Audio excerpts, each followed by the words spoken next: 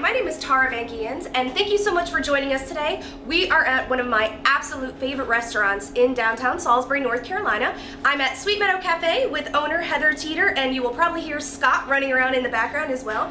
We're so excited to be here. Thank you so much for having us. Tell us what we're cooking today. Well, we are going to make a vegetarian Mexican corn chowder. Awesome. And are you actually serving it in your restaurant today? This is going to be our seasonal soup for the day. Yes, Cool. ma'am. So anybody who has come in today will be eating this, so hopefully it'll be fabulous. Yes. Can't wait. Yes. Okay, so we actually had to roast the corn earlier, is that right? We did. Okay, tell us what you had to do. We've taken some sweet yellow corn and we've roasted it to give it a little bit of a sweeter quality. But we've roasted it with a little bit of cumin and salt and pepper. It's gorgeous. It's really beautiful. Okay, and so what do we do now? All right, well, first we started with a little bit of butter in our soup pot here. We like butter because it's good. We're going to start with a little bit of chopped garlic. Oh, great. Maybe a couple little teaspoonfuls. Now, you'll notice that this is a gigantic pot. I was told that this is a party portion, maybe for about 16 people. So if you're going to make this at home, you may need to cut things down. We think big here, so we want to spread that out. Start that process going, and then we're going to do about one large diced red onion, all in the pot. Isn't that gorgeous? Did you say about how much garlic you put in there, or you just eyeballed it? I about eyeballed it, but about two teaspoonfuls or so. Okay. We got about 6 carrots here. We're going to add that to the pot. It's so colorful already. We like colors. Gorgeous. We've got about 1 stalk of celery, 1 whole stalk of celery. Everything's diced about the same size. Everything's meant to be about the same texture as the corn, so everything's about the same size as the corn. Cool.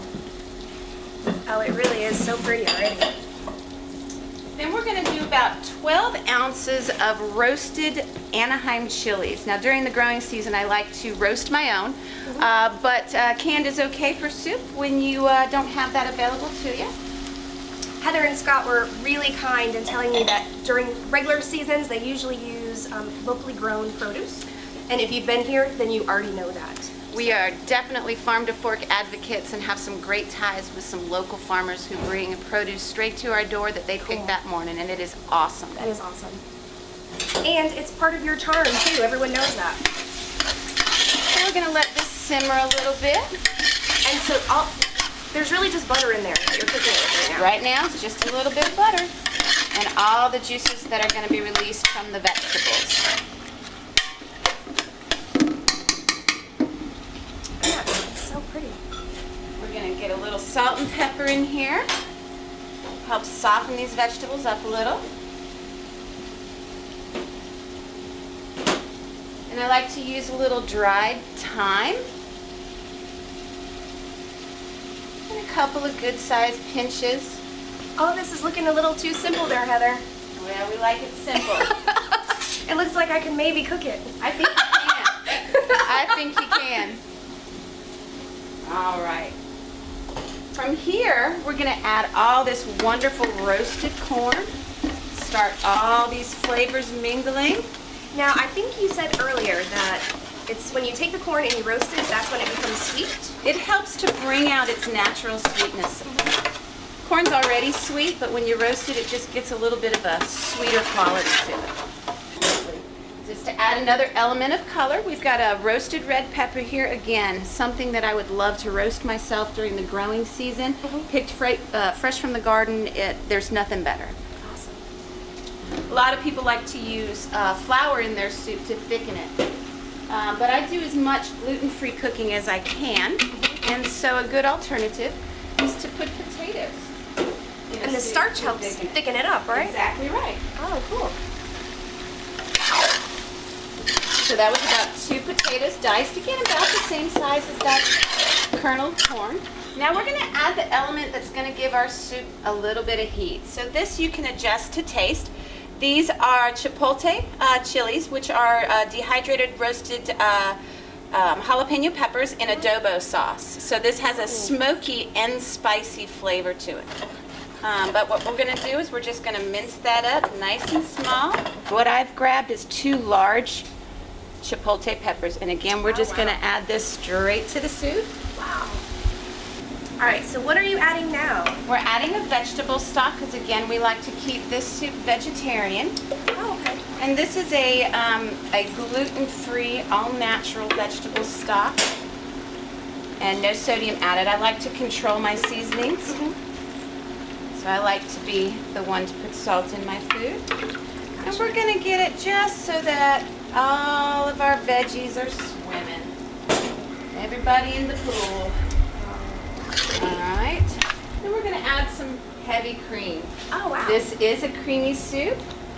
Again, I don't like to add flours to make my soups thick. So I let the cream and the potatoes do that thickening for me. And I added an entire quart of cream in there. And how long do you let this simmer now? I'm gonna bring this to a boil. Oh, okay. And then I'm gonna reduce the heat and let it simmer for about 15 to 20 minutes. By that time, the vegetables should be softened, all the flavors mingled, and then we're gonna test it for salt. We're gonna make sure our flavors are in the right spot, and then we're done. So we've got about half and half canola oil and butter, and we're gonna melt this, and we're gonna make croutons. Cool. So these are the croutons that Scott cut up earlier. Gorgeous, gorgeous, gorgeous. So we're gonna flavor it with a little bit of that dried thyme that we put in our soup. It's gonna make our croutons look so pretty. We're gonna use a little bit of that cumin that's flavored our soup.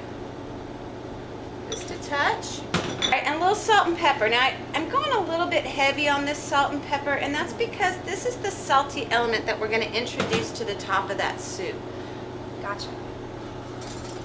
A little whisk happening here. All right, Miss Tara. If you would pour, I will stir. How's that? Just drizzle all the way around. We want to cover everybody. We want to get everybody wet. We want all those yummy flavors in there. All right. It's almost to the point of soggy. We're going to get all that yummy flavor in there. We're going to toss it all up. Then I want you to give me some big pinches of that nice fresh parsley right there. Keep on going. This is what I call the magic green fairy dust. It makes everything look so much prettier. Is that good? I think that's just perfect, right? We like one nice layer of these croutons. Spread everybody out. And how long are you going to cook this in the oven?